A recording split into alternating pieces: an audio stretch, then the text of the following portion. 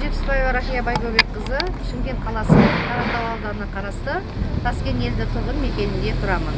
Осы Таскен елді мекенінде орналасқан мынау учаскелік полиция қызметкерлерінің жұмысына оң бағамды бере аламын.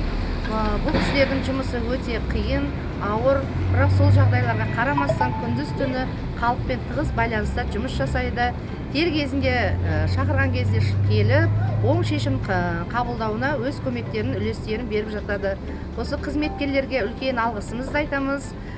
Жұмыстарына сәттілік, еліміз аман, жұртымыз тыныш болсын. Мен осы Таскен ауыл елді мекенінің тұрғынымын. Исабаева Тамара Сергеевна. Осы ауылда тұрамын қанша жылдан бері. Біздің ауылымыз Аллаға шүкір барлығы тыныш, көшелеріміз жарықтандырылған, таза, уақытылы.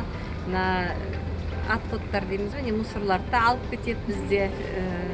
Одан кейін осы біздің ауылымыздың тыныш болуы, қылмыстардың жоқ болуы осы біздің учаскелік полициялардың арқасы деп ойлаймын. Өйткені ол кісілер үнемі бақылап жүреді, және біздің мектеппен де үнемі тығыз байланыста, оқушылармен де келіп әңгіме сұхбат алып отырады.